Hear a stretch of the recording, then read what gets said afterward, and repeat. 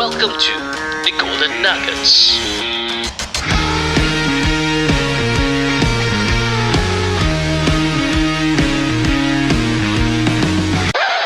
Are you ready to take your brand to the next level? Look no further. This podcast episode is proudly brought to you by Reka Studio, where creativity meets strategy. Reka Studio is your ultimate partner for branding, marketing, and website solutions. Whether you're a startup looking to establish your brand or a business and expand your marketing reach, Reka Studio got you covered. We create so you don't have to. Don't miss out on the opportunity to supercharge your brand success. Contact Reka Studio today at 889-88746. Back to the episode. Hey guys, welcome back to the Golden Nuggets podcast, and we still have Lavania. All right, so Lavania, dancing. What are your challenges as an instructor? Oh, where should I start? First, from people who don't know how to dance but gives unsolicited feedback about my dancing. Okay. And then from people who... Can you share with us some of that feedback? Yeah. Yeah, so for example, very classic example. A lot of Bollywood songs, actually most Bollywood songs, there is pointing steps. Okay. Okay, the actress or the actor will do some kind of pointing step. So when you're teaching a Bollywood song, you'll incorporate that step as well. Yep. So a person I was teaching, he was like, why you always do pointing step? And he's an Indian Okay. who knows Bollywood really well. Yeah. Then I said, go ask your directors from India why they always give pointing step in Bollywood songs. I'm just incorporating the same step. Yeah. So that kind of annoying feedback. Okay. And then there are people who also what's that word where you call that they want cheaper services? Haggle with you. Yeah. Okay. So there's this client that haggled with me over my wedding choreography fees for $10, and I'm like, okay, you know what, $10, I'm just going to let it go. And then I went to that person's house. Guess where they lived? Where? Nasim Road. Oh, the GCB Same, area. Yeah, same And GCB I look at the area. house and I was like, you haggled with me $10 and you live in such a house. Yeah. No wonder you are rich. Yeah. Yeah, the best negotiator. they will say art of negotiation. Yeah. So I learned my lesson from that. That was one of my biggest lessons. So I would say these are the main two challenges I faced. But apart from that, 90% of the time is really all good experiences. Okay. Great. How do you get your customers? Mostly through word of mouth. I've never done paid marketing, paid ads. So I really grew through word of mouth and establishing myself as, I wouldn't say expert, but the go-to person for dancing. Okay. Does dance shit, I forgot your company name. Lavania. No, your company name. Oh, Dance Embassy. Dance Embassy. Sorry, Yeah. I keep thinking Dance Ensemble. Okay, Dance Embassy. Is it like the specialty is Bollywood dance? Yeah, so Bollywood and Zumba. Mm. These are the Nice. two main offers. But mainly Bollywood, yes. And do you go B2B or B2C? Both. Okay. So we do both corporates and individual clients and group classes. And for corporates, how do you acquire these customers then? So you want my trick? Yes. Yeah, We are share. here to learn. Share with us. Networking. Okay. That's the only way Awesome. where you establish relationships with people. And through networking, you ask them for recommendation. And they will be more than happy to give you a contact. And of course, this relationship building is not like just over one drink or one meal. You kind of like build that Yep. for a few months or even years. And then you get clients from there. Okay. For our listeners who are just starting out, they have never been to networking events or don't know how to network. What would your best advice be? So I was there. I didn't know how to network. Like I said, I was an introvert. I would say there are lots of networking groups out there that already have hustlers. They already know how to network. They know how to put themselves there. Find somewhere that you are comfortable with. So start small. It can be also getting together a group of people that you know, but this group of people don't know each other. So you are the facilitator. I see. And from there, you kind of like get more confidence in first introducing people to each other and then talking about them first before you talk about yourself. I see. And once you gain that confidence of facilitating your own groups, then you put yourself out there in other business groups. Although I would say not all networking groups will suit you. You just have to find the right ones, but don't stop finding. That's a golden nugget, guys. Golden nugget. Yes. All right. So, aside from networking, how else do you get corporate clients? So I love LinkedIn platform. I leverage on that. That's how I found you guys. Yeah. Who was it to that Hanafi. posted? Awesome. Hanafi. Yeah, that's how I found you guys. So, again, relationship building, but I think on LinkedIn, it's more of putting content out there that will help other people. Like you give free resources, free tips, free experiences even. So, like on my LinkedIn, I say, I'll give a free trial class for your employees or for your staff, to experience a class. So in that kind of manner. So I would say LinkedIn is one platform that you can go on to get corporate clients. Agree. And basically that. I see. Okay. Awesome. Do you believe that you must always pay it forward and give the free classes first before you can secure the deal, or do you think there's a better way? So far in my experience, because a lot of them have gone through word of mouth for me, I never had to give that free class. But for my instructors, when they give a free taster class, they get the contract. So Nice. it really depends on how you want to approach corporates. Some corporates, I mean, if you're going for big corporates like P&G or Apple, now they have the money to pay. You just Yeah. charge them, right? But for like small companies who are like unsure of how they want to spend their budget and whether they really want to spend their budget on this, you say, you know what, Give a let me trial. give you a trial. If you like it, you like it. If you don't like it, just talk about us to other people who might like it, Yeah. Nice. I see. Okay. And for you doing for corporates, right? Do you do in their lunchtime, or when exactly do you do for them? So mostly after working hours. Or lunchtime, Okay. but mostly after working hours. I see. Okay. So that means your golden hour is after 6 p.m. After 6 p.m., yeah.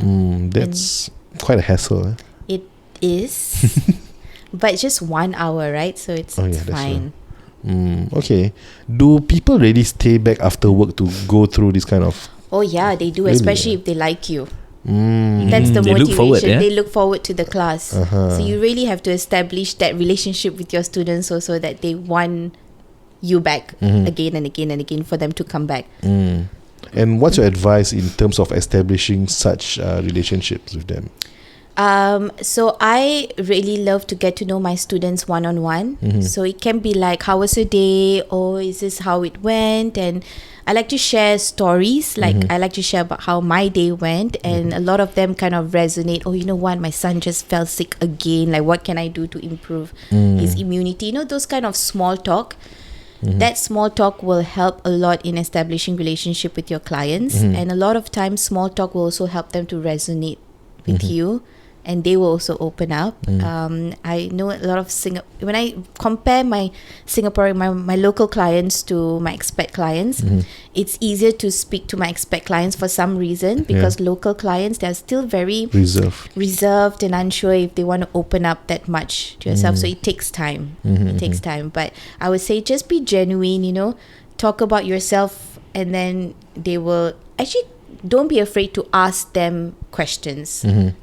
Or ask them for help. People love to help, actually. Right. So when I ask one of my students, I say, oh, you know what? How can I fix this? I have this injured nail or something like that. They're like willing to like, oh, you should put this ointment. You should do this, do that. That's I see. how you make them comfortable with you. Do you think the small talk skill come from the time when you were in SQ, or it was built throughout the years when you are teaching? So in SQ, I struggled with small talk. That is one of the skills we are taught to do. We're supposed to go and do small talk with the passengers. I struggled with that a lot.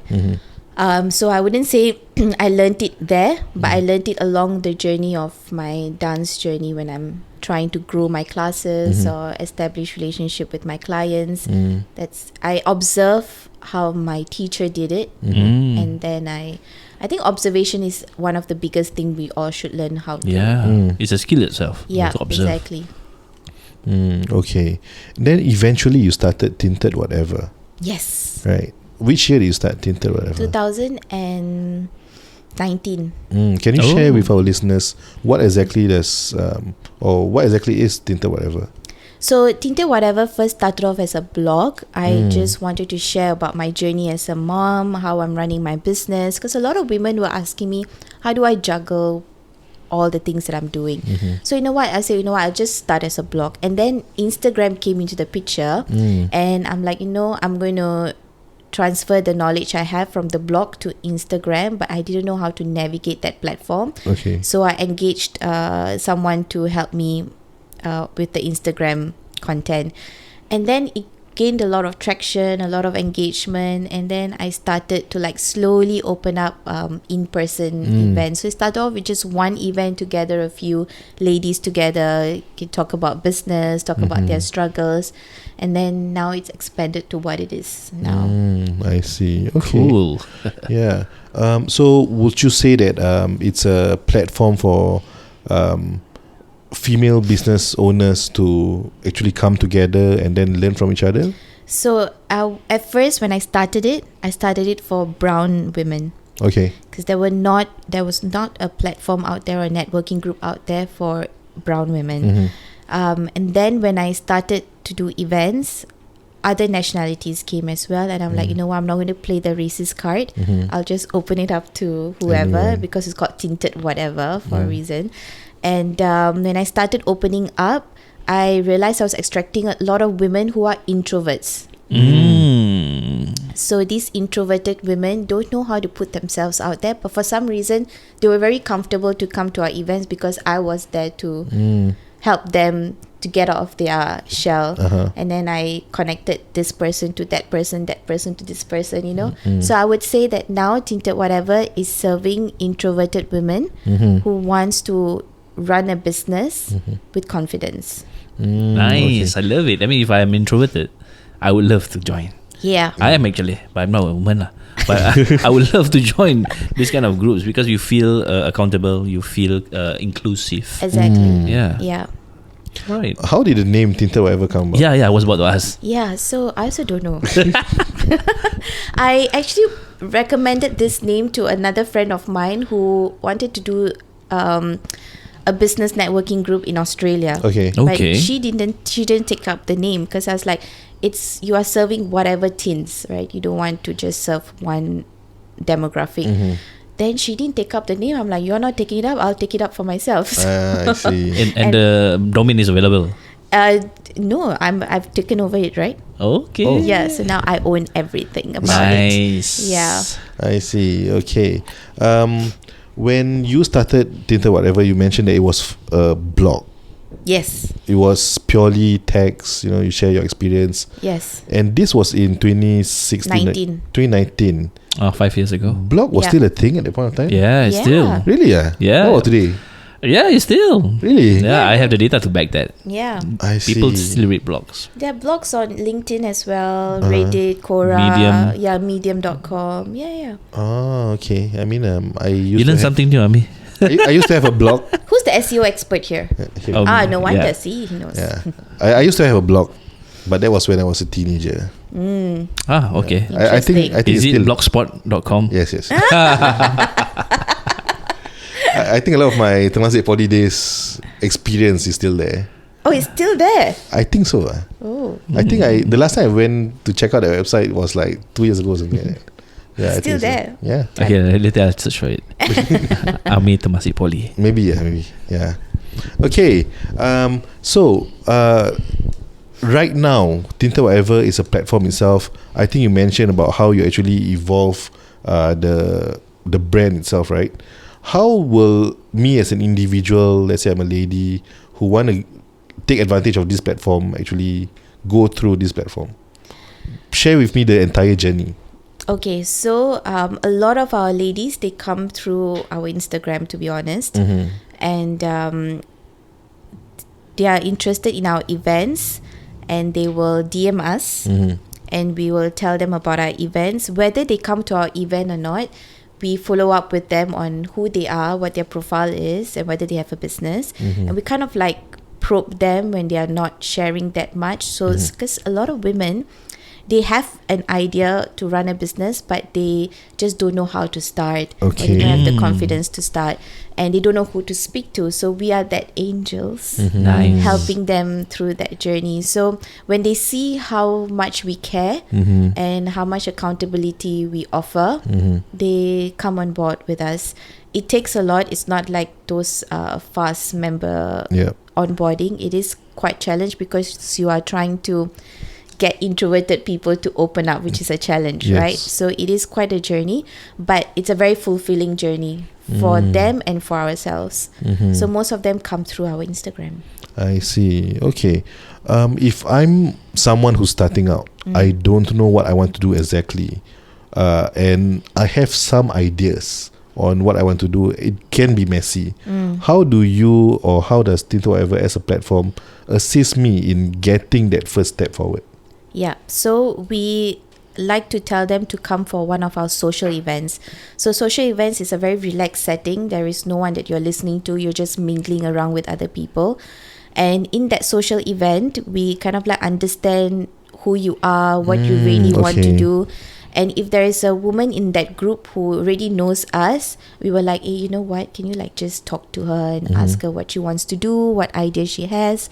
And then we kind of like receive that feedback, and we keep following up on that person. Most of the time, they kind of hesitate on what they want to start on, but we egg them on. We're like, okay, you know, you're very talented in beauty. Like your makeup is like so nice. Like why don't you take a beauty course? And then they're like, oh, it's expensive. And it's like, no, you know, you can use this grant for this and all that. So that's how we kind of like help the ladies through what they want to do in life. I see. Right, it's like a support system. Like a sisterhood support system, yeah, you can call that. Because nowadays a lot of networking events, when you go there, right, they expect you to know what you're doing already. Yes. And I think what you are offering for this group of people, I think it's really beneficial. Yes. Yeah, Because sometimes you don't have a direction, we don't have a purpose, and we want to establish that for the woman. And I think it's really important in this day and age to have a purpose to live. Yeah. Okay, so the demographic of people that join, is it Yeah. like those 9 to 5ers, or there is someone just looking to start a business? It can range from Housewives? Okay. to a full-fledged career woman.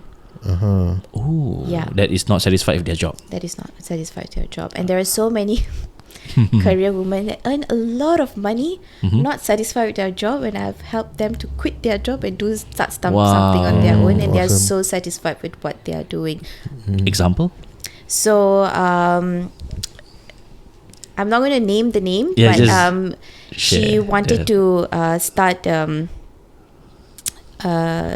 what business is that? Baking business. Oh, Baking. okay. Yeah, she loved baking. So I helped her through the process. It's like, what's creative about your baking? Is it sugar free? Is it keto diet? All those fancy names. And then she addressed the problem where parents wanted treats for their children, but without the sugar. And she was in a top-notch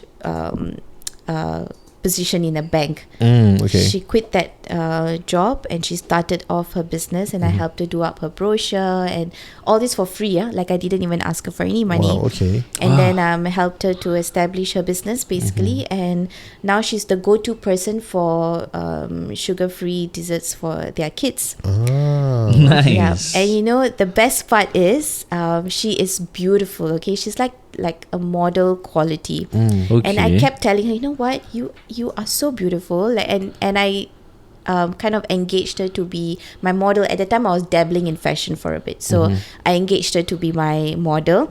And I kept telling her, you know, you're beautiful, you should do something about it and all that. And she said, no, I'm a mom of 2 boys, you know, I don't have time for all this. I roll. Now she's like the now she's a beauty queen and well Really? sought after model as well. Okay. Yes, and she's doing She joined what she competitions, loves. eh? Yeah, she joins competitions. Wow. She travels for modeling assignments. From a bank executive. Yes, Bank executive to baker and then now a model. Wow. Is she still doing baking? A hot mom. I'm not too sure actually. Yeah, but I think she's doing that beauty thing more. Interesting. Okay. Yeah, But and it comes back to you tenfold because she talks about you to other women, and then they want to know more about tinted whatever. So like that. I see. Wow, that's really interesting. It's a cool story, man. I mean, sometimes you just want to do, you think you want to do baking, but actually you're at the actual true self. The talent is her beauty. Yes. Yeah. Right. Yeah. And- And they and- don't even realize sometimes, you know, Yeah. for themselves. Yeah. And on top of that, I think maybe she's just jaded with the job and she's just thinking of what she wants to do next. Yeah. But she just don't know at that point of time. Yeah. And also spending time with the kids was also a priority. Yeah, and I think modeling will allow her to spend more time with the kids. Also. Yeah, and because do what she loves. Yeah, because the job is not as frequent but it's well paid. It's well paid. If only I have that height. I got- All right, so we'll move on to part 3. Alright, guys. I hope you get the nuggets that Lavania shared this part of the podcast. We'll see you on part 3. Bye bye.